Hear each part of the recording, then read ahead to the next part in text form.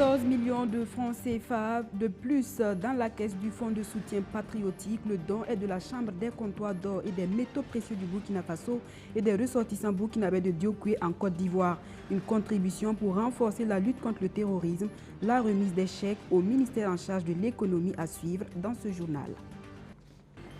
Et puis, c'est un monument qui ne passe pas inaperçu, placé à l'entrée de la ville de Bobo-Dioulasso, le rond-point de la femme érigé en 1986. L'autre moitié du ciel. Il connaîtra plus tard en 2010 quelques changements. La statue d'une femme tenant un flambeau que représente ce symbole pour la femme. Vous entendrez quelques bobolets dans un instant. Enfin, c'est un derby ouest-africain qui se joue aujourd'hui 3 janvier sous le coup de 17 h pour les matchs comptants pour les quarts de finale de la CAN Côte d'Ivoire 2023. Les éléphants de la Côte d'Ivoire ressuscités vont tenter d'arracher leur ticket pour la demi-finale face aux Aigles du Mali. Les Aigles du Mali qui jouent leur 4e quart de finale d'une CAN entendent s'envoler eux aussi pour les demi-finales. Éléphants contre Aigles, quelles sont les perspectives et les enjeux? Éléments de réponse avec des acteurs du football dans quelques minutes. Voilà pour l'essentiel de l'actualité sur BF1. Merci de nous choisir. L'argent, le nerf de la guerre, dans sa lutte contre le terrorisme, le Burkina Faso en a énormément besoin et le gouvernement de transition a affiché son ambition de financer la guerre sous fonds propres à travers la contribution des Burkinabés au fonds de soutien patriotique. La caisse du dit fonds a été renflouée à hauteur de 14 millions de francs CFA, dont 5 millions offerts par la Chambre des comptoirs d'or et de métaux précieux du Burkina Faso et 9 millions de francs CFA offerts par la diaspora burkinabé de Diokoué en Côte d'Ivoire. La remise des chèques en son et en image avec Nadège Temtouré et Amadou Diko.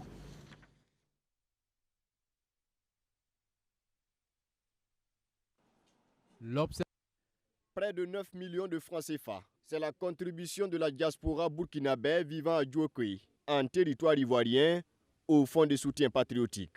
À travers ce geste, ces burkinabés de l'extérieur témoignent ainsi leur solidarité aux forces de défense et de sécurité engagés pour la reconquête du territoire national. Nous sommes venus de Diokoué pour remettre cette somme parce que nous avons appris qu'il y a eu un appel qui a été lancé pour soutenir la nation. Comme nous tous on le sait, vraiment c'est un peu compliqué pour nous, mais nous avons réussi quand même à avoir les 8 905 000 francs pour venir vous remettre pour soutenir la nation. Soutenir la nation, surtout dans ces moments difficiles, une dynamique dans laquelle s'est inscrite aussi la Chambre des comptoirs d'or et de métaux précieux du Burkina Faso. Ces acteurs du domaine minier qui paient le lourd tribut de la crise sécuritaire ont mobilisé à leur tour 5 millions de francs CFA. Le secteur minier est lourdement affecté par cette crise sécuritaire que nous vivons et pour répondre à l'appel du chef de l'État, notre association a décidé de contribuer à l'effort de paix avec cette contribution.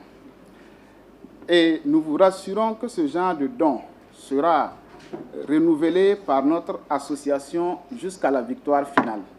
Au total, ce sont donc plus de 13 millions de francs CFA qui sont réceptionnés ce jour par le département de Aboubakar Nakanabo. À la date d'aujourd'hui, le fonds de soutien patriotique est estimé à environ 109 milliards de francs CFA, selon le ministre en charge de l'économie. En plus de ses contributions volontaires pour lutter contre le terrorisme, le gouvernement de transition compte également sur les entreprises. Il a annoncé un prélèvement de 2% sur les bénéfices nets de ces entreprises à compter de fin janvier 2024, une décision saluée par le CIDEF, Conseil interprofessionnel des entreprises du Burkina Faso, au cours de son conseil d'administration tenu hier à Ouagadougou. Une rencontre des chefs d'entreprise qui a également permis de faire le point de l'Observatoire pour la célérité des opérations douanières au Burkina Faso après 7 mois de mise en œuvre. Risna Tawetraogo, Archimède Boy. L'Observatoire pour la célérité des opérations douanières Burkina Faso passé en revue au cours de ce conseil d'administration du CIDEF, le Conseil interprofessionnel des entreprises du Burkina Faso, destiné à mettre fin aux tracasseries sur les corridors, faciliter les procédures de dédouanement et améliorer le climat des affaires Ces opérateurs économiques burkinabés dressent un bilan satisfaisant de cet outil de bonne gouvernance 7 mois après sa mise en place. Vous avez vu que nous avons eu plusieurs interventions qui ont permis effectivement de dégoupiller des situations. Voilà. Et nous avons eu près de 200 saisines. Voilà, près de 200 saisines, c'est-à-dire des personnes du secteur privé, des personnalisations publiques qui ont saisi la maison des douanes parce qu'ils estimaient qu'ils étaient victimes de tracasseries ou bien en tout cas ils étaient victimes d'une situation purement anormale et le code BF a dû intervenir. Il se réjouit aussi de ce que le code BF ait conduit plusieurs entreprises privées à recourir aux documents légaux pour leurs opérations de dédouanement.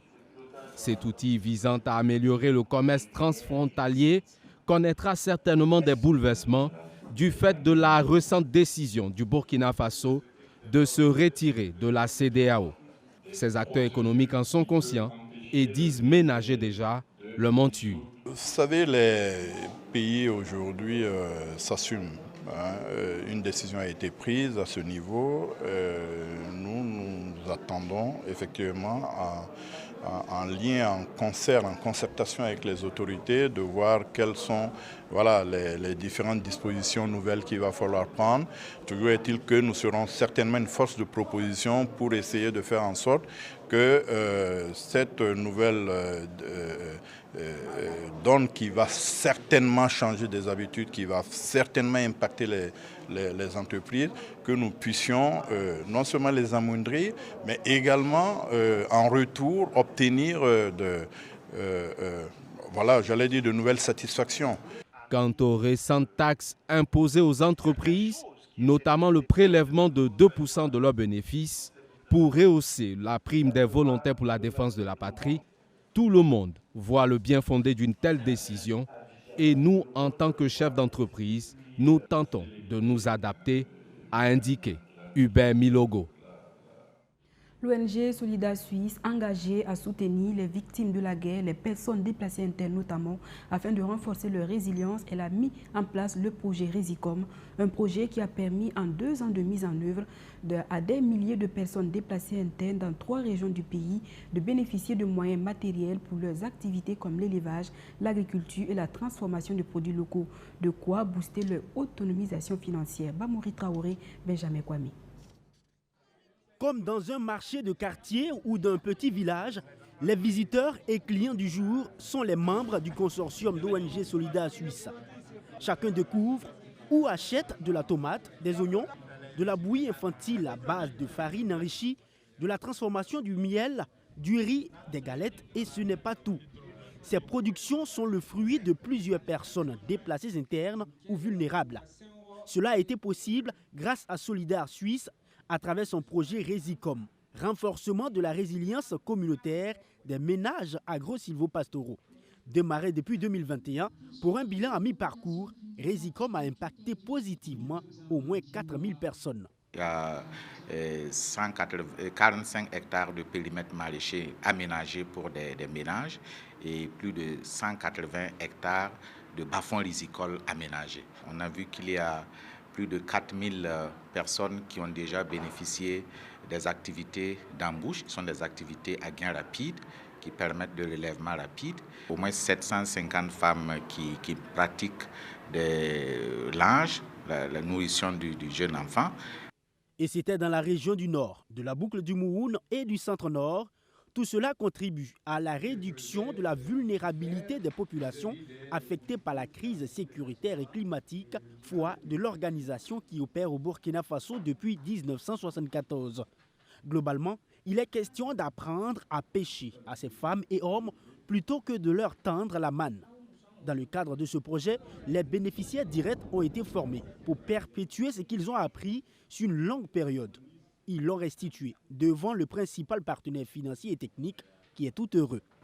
Il y a vraiment des motifs de satisfaction.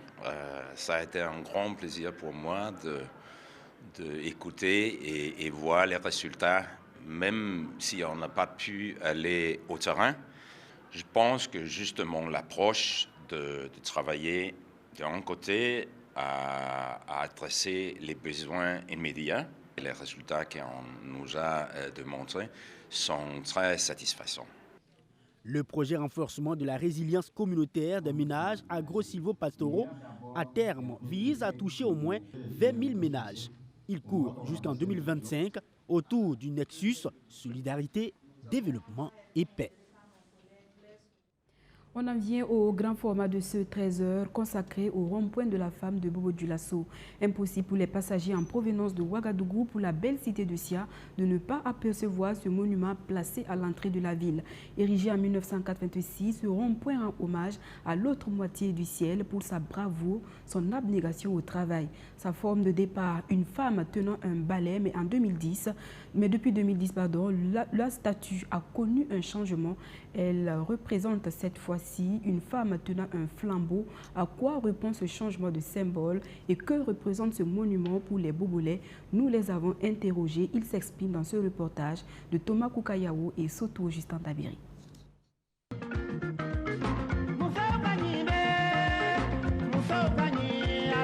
Situé au centre du boulevard de la Révolution, à son intersection avec le boulevard Charles de Gaulle, sur l'axe Bobo-Ouaga, l'imposante statue de la place de la femme accueille tous les voyageurs entrant dans la cité de Sia en provenance de Ouagadougou, la capitale burkinabé.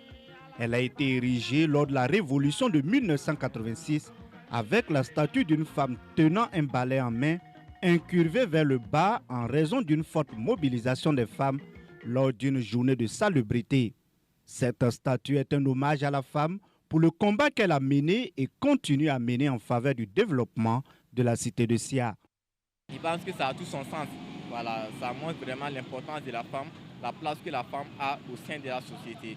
Ça veut dire que la femme a une place incontournable, elle est dans la société, elle a sa part de contribution au développement de la société. En quittant Ouagadougou, voilà, c'est ce monument-là qui nous accueille. Voilà, donc je pense que ça montre aussi le sens de l'hospitalité, voilà, de la femme. C'est pour valoriser la femme, montrer que la femme aussi a sa place dans la société, des trucs comme ça valorise vraiment. Contesté par des associations féminines de la ville de Bobo-Dioulasso, pour qui la statue de la femme tenant un balai en main réduisait la femme aux travaux ménagers. Selon ces associations féminines, cette statue ne valorisait pas réellement la femme comme le prétendait l'idée initiale. Une lutte qui va porter fruit puisqu'en 2010, lors du cinquantenaire de l'indépendance du Burkina Faso, la statue de la place de la femme a été reprise avec cette fois-ci une femme tenant un flambeau. Le statut qui était avant, on a donné une place à la femme. Mais c'est comme on dit, la femme de nos jours là, on fait au-delà de ça, plus que ça. Voilà, donc on doit quand même faire sortir la femme, montrer que la femme aussi peut faire mieux que s'occuper du ménage seulement. Pour ce qui est de mon opinion, je pense qu'on voit bel et bien la femme. Voilà, et peut-être que c'est maintenant même la femme est plus mise en valeur. Maintenant, il faut toute une communication par rapport à ça. Voilà, on semble voir en fait la femme qui tient le flambeau avec la main. Pour moi, elle est signe d'humilité, elle est signe de sincérité et d'amour. Voilà, c'est pour dire que la femme tient le flambeau avec tout l'amour qu'il faut, toute la fierté qu'il faut, toute la sincérité qu'il faut. Pour certains habitants de la ville de Bobo-Dioulasso, la statue de la place de la femme tenant un flambeau n'est pas particulièrement visible. Les gens viennent s'arrêter ici et demandent après la place de la femme. Si tu n'es pas d'ici, tu ne peux pas savoir que c'est une femme. On devrait faire la statue en forme de femme. Ainsi, même si tu n'es pas instruit, tu sais que c'est ici la place de la femme. On s'est plaint parce que, on croyait qu'on allait faire mieux que ça. Mais on a vu que vraiment, on a ramené la femme en arrière encore. Pourquoi je dis ça? Parce que la femme, le dessin est dans le trou. Si on ne regarde pas bien, on ne sait pas même pas que c'est une femme qui est là. Donc nous, les femmes, nous aurons souhaité à ce qu'on présente même le statut là même une femme. Et puis elle va bien tenir maintenant son flambeau. Le monument de la place de la femme est l'un des symboles valorisant la femme dans la cité de Sia. Comme dans un foyer, il représente pour la ville le sens de l'accueil et de l'hospitalité, symbole d'un vivre ensemble harmonieux dans la ville de Bobo-Dioulasso. De par son nom, il constitue aujourd'hui un repère géographique pour de nombreuses personnes vivant ou arrivant dans la belle cité de Sia.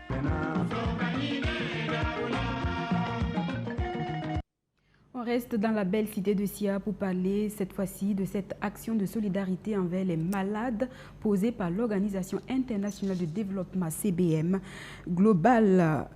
Des personnes vivant avec un handicap offrent de leur sang pour renflouer les banques de sang des hôpitaux. Cette opération de collecte de sang s'inscrit dans le cadre des activités annuelles de CBM Global tenues du 31 janvier 2024 au 1er février dernier. Salomon Tapsoba, Soto Justin Dabiri. Des personnes vivant avec un handicap au centre régional de transfusion sanguine de Bobo-Dioulasso. Objectif, donner leur sang pour sauver des vies. Cette session de collecte de sang se tient en marge de la rencontre annuelle de l'Organisation internationale de développement Global Disability Inclusion CBM Global et ses partenaires.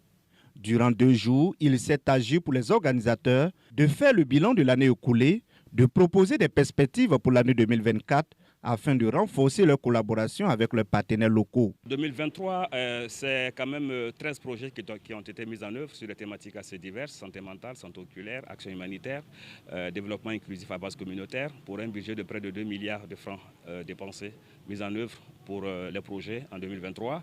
Le bilan il est satisfaisant et nous en tant que CBM qui militons en faveur de l'inclusion, on n'a pas voulu le faire tout seul en tant qu'ONG, mais on a voulu le faire avec nos partenaires et nos bénéficiaires pour faire comprendre que les personnes handicapées elles aussi peuvent contribuer à donner leur sang et à sauver des vies. Si CBM n'existait pas, il fallait tout faire pour la créer. Parce qu'aujourd'hui, CBM a fait son cheval de bataille, l'inclusion des personnes handicapées. Grâce à CBM, nous, les personnes handicapées, nous arrivons aujourd'hui à séduire les personnes non handicapées. Aujourd'hui, nous participons aussi à un don de sang pour sauver des vies. Parce que nous sommes aussi des personnes comme les autres. Présent au Burkina Faso depuis les années 80, CBM Global s'est donné pour tâche de soutenir ses partenaires locaux dans la promotion et la protection des droits des personnes vivant avec un handicap. Pour atteindre ces objectifs, CBM Global lance ici à Banfora le programme Santé mentale pour tous, phase 3. Donc c'est un projet multisectoriel qui engage non seulement les associations de personnes handicapées, mais des acteurs non étatiques comme le CADES, qui a une bonne connaissance des dynamiques communautaires ici, et aussi le ministère de la Santé évidemment, et le ministère en charge de l'action humanitaire. Donc multisectoriel dans le sens de pouvoir mutualiser les moyens, afin de sorte que les populations puissent avoir vraiment accès à des soins de santé psychosociale appropriés, mais aussi accessibles dans le sens de la disponibilité aussi des médicaments. Et comme cela a été dit, nous constatons une recrudescence en matière de santé mentale. Il faudrait que tous les acteurs puissent vraiment être véritablement mobilisés pour nous accompagner. Quand je dis nous, c'est toute la population, pour que véritablement nous puissions ensemble trouver des solutions à cette problématique qui touche de plus en plus une grande majorité de la population. La phase 3 du programme Santé mentale pour tous va coûter 318 millions de francs CFA aux initiateurs du programme et sera mise en œuvre sur une période de 4 ans. La vision de CBM Global est de parcourir avec son programme les années à venir toutes les régions du Burkina Faso afin d'améliorer les conditions de vie des personnes handicapées psychosociales et de favoriser leur prise en charge partout au Burkina Faso. Actualité hors de chez nous, en Afrique du Sud, les prisonniers conservent leur droit de vote. Ils se sont inscrits sur la liste électorale depuis leur cellule. La commission électorale indépendante sud-africaine espère, à l'issue de cette opération, que plus de 100 000 détenus vont participer à ces élections prévues en 2024 contre 15 000 lors des élections de 2019. Nos confrères d'Africa News nous en disent plus. Les détenus de la prison Zander-Rotterdam à Pretoria se sont inscrits sur les listes électorales, certains pour la première fois, d'autres pour mettre à jour leurs coordonnées.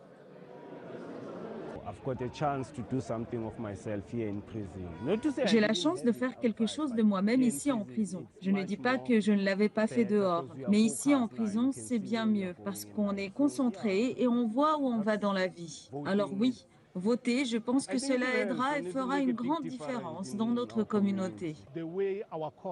La façon dont fonctionnent nos tribunaux nous frustre parfois. Lorsque vous rédigez un appel, il faut attendre longtemps. Ils mettent tellement de temps pour vous répondre. Je pense que c'est une chose qui nous inquiète en tant que condamnés. Les détenus sud-africains ont été autorisés à voter pour la première fois en 1999, après un procès historique qui leur a accordé le droit de participer au processus démocratique. Le pays tout entier constitue une seule circonscription. Qu'ils soient ici à Zonderwater ou à la prison maximale de Johannesburg ou ailleurs dans le pays, ils font partie de la circonscription appelée Afrique du Sud. L'Afrique du Sud organisera cette année l'un des scrutins les plus contestés depuis la fin de l'apartheid. Le Congrès national africain au pouvoir étant confronté à l'une des élections les plus difficiles de son histoire.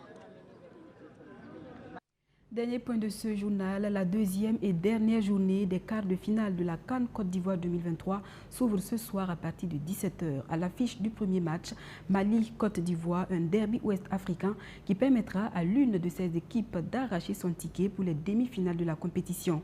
Les éléphants de la Côte d'Ivoire ressuscités n'entendent pas se laisser faire. Les aigles du Mali, eux aussi, comptent bien s'envoler pour les demi-finales. Aigles contre éléphants, quelles sont les chances des deux équipes? Qui va l'emporter? Les analyses d'acteurs du football dans ce reportage de Madi Zongo et Abdouaziz Sari.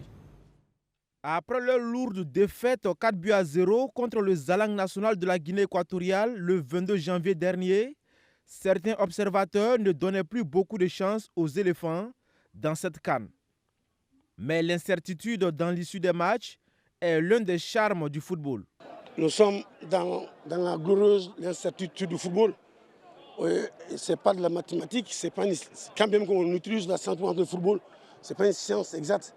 Considéré comme un miraculeux, la victoire des éléphants en huitième de finale face au détenteur du trophée Sénégal a remis le pays organisateur dans la course au titre dans cette 34e édition. La Côte d'Ivoire, une équipe repêchée, une équipe qui était morte, vous savez, et ils sont chez eux. Ils ont des grands joueurs, il faut reconnaître aussi des expérimentés. Il y a la pression de la compétition, tout. Je pense qu'on peut compter sur la Côte d'Ivoire aussi. Mali, Côte d'Ivoire, ça va être un grand match. Les rêves de grandeur ivoiriens passent par une victoire face aux Aigles du Mali sur la pelouse du stade de la Paix de Bouaké.